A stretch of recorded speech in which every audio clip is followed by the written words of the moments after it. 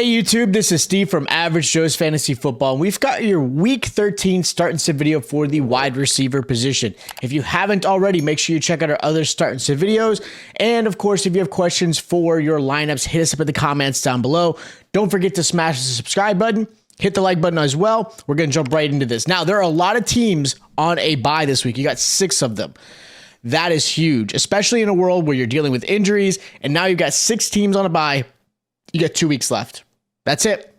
2 weeks left of the regular season for fantasy, and then you're jumping right into the fantasy playoffs. So with that said, you got Bears, Ravens, Bills, Vikings, Giants, and Raiders on a bye. So a lot of good receivers are going to be out.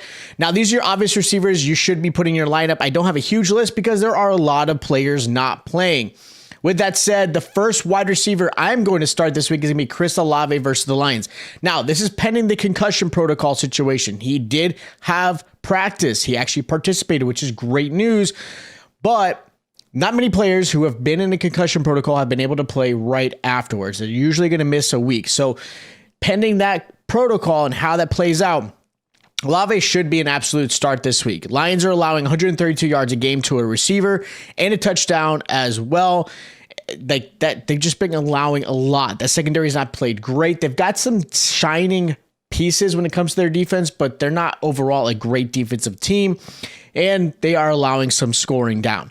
Last 3 games alone, they're allowing 27.8 points to wide receivers. Olave had started off really hot in the last game before his injury with a concussion.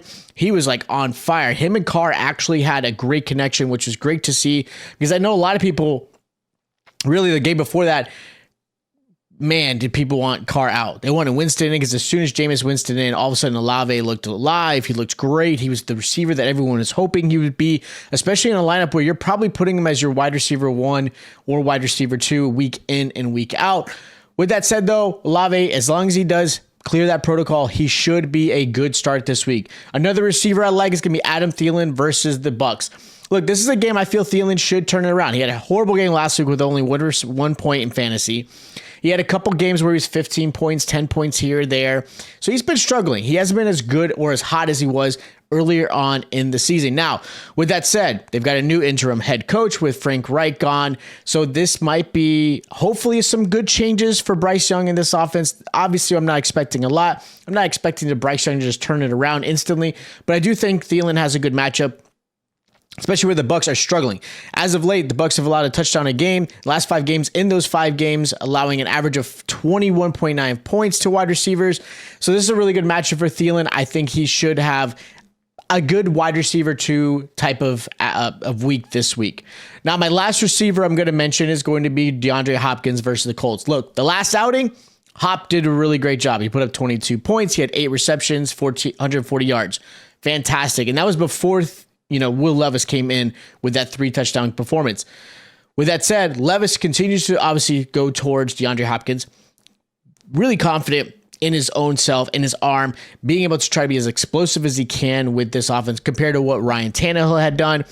So I like this one. Colts, they're struggling. They just gave up 25 points to Mike Evans last week. They allowed him to have 2 touchdowns in that game. Not a super large amount of yards, but he still had, 6 receptions, about 75 yards or so. So he put up a good amount of points. I do expect that to be something similar. I expect at least a touchdown in this game for DeAndre Hopkins, and I expect a good 15 to 18 point range. I think he's going to be a really good wide receiver 2 with low wide receiver 1 expectations, because I think, again, this is going to be a game they're both fighting for. I think this is going to be more for Will Levis and this Titans team. I think they could pull off a nice little upset against the Colts. Now, first receiver I'm going to sit. I'm going to name some names that you guys are probably hoping you don't want to hear from me, but Drake London is the first one I'm going to sit going against the Jets. Look, now I will say Jets have allowed over 20 points per game to the wide receiver in the last 2 games. Now, one was Tyreek Hill. Get that. It's Tyreek, right? Like, he's going to put up those kind of numbers. The other one, Shakir from the Buffalo Bills. Now, that was due to some tackling situations. There was not a great defensive effort in that one.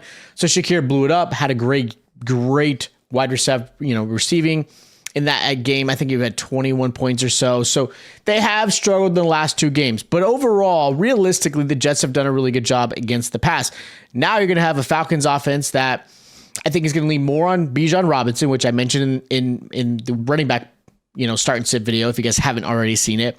On top of that, I don't trust Ritter completely, right? Like there's things you got to deal with Ritter, and part of that is he's not going to pass deep down the field often. He does throw some interceptions. He does fumble, and you're on top of that, Drake London's going to be covered by Sauce Gardner most of this game. So with that said, I'm staying away. Just please do me a favor. Don't put Drake London in your lineup unless you're desperate. Another receiver I'm sitting is going to be DK Metcalf versus the Cowboys. Now, they're the Thursday night game, so make sure you guys are paying attention to that. Obviously, any Thursday night players, you want to try to put them from your flex to your lineup just in case you got to make some changes. But Dallas has done a really good job. Cowboys are finally just gave up their first 100-yard receiving to a receiver. It was Curtis Samuel. But that's it. Other than that, they've been fantastic. Now, Metcalf has had one 100-yard receiving game in this season. Metcalf still has seen plenty of targets from Geno, but the Seahawks aren't a great team offensively. They're struggling big time. You don't have Kenneth Walker, so obviously with the rookie Zach Charbonnet, Dallas isn't going to be overly concerned. They should be able to do a good job stopping him.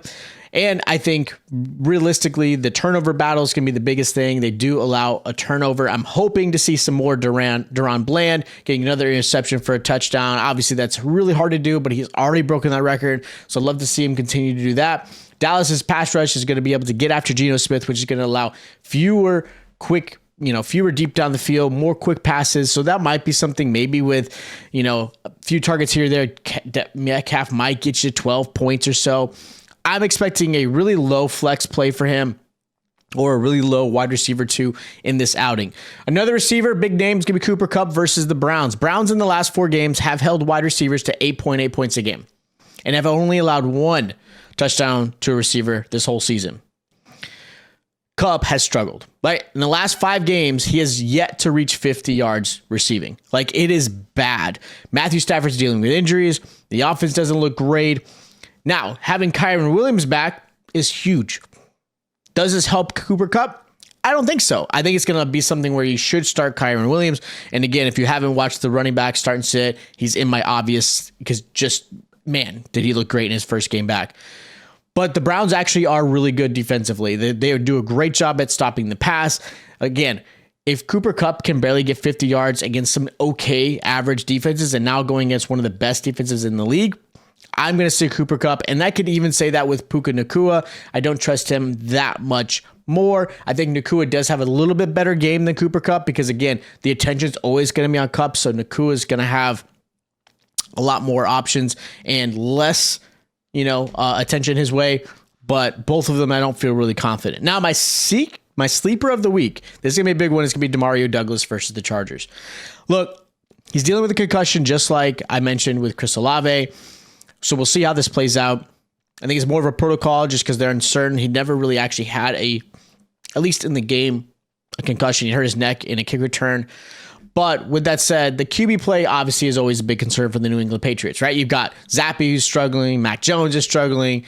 We'll see how this plays out. But if this is going to be a game for Demario Douglas to have a really standout game where he could be a potential wide receiver 2 with some boom wide receiver 1 play, it's against the Los Angeles Chargers. Chargers are not great defensively. Now, they had a great outing against the Baltimore Ravens, one of their best performances all season, but overall, Chargers are allowing 21.1 points a game to wide receivers, allowing a touchdown per game to wide receivers. And Douglas has seen an average of 8 targets a game since he's been essentially the wide receiver 1 for the New England. With that said, I understand not playing him, but again, I'm talking sleepers. This is going to be a game where you're looking for someone to possibly put in there, maybe in the flex spot. Demario Douglas should be able to get you some boom play this week. So those are my start sits and sleepers for week 13 for the wide receivers. Again, if you haven't already, check out our other start and sit videos. If you aren't subscribed, make sure you smash that button as well. Don't forget to ask questions about your lineups. We'd love to help you guys out. We have 2 weeks left of the regular season. Check out our other start and sit videos. Hit the like button, and I'll check you guys out next time.